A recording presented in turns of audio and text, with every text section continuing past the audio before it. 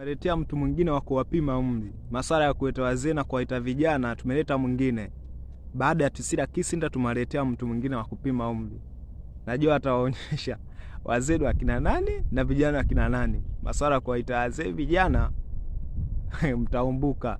Tumeleta mtu mwingine wa kuwapima umri. Buba Jammeh. Winga wa boli. Attacking midfielder wa boli.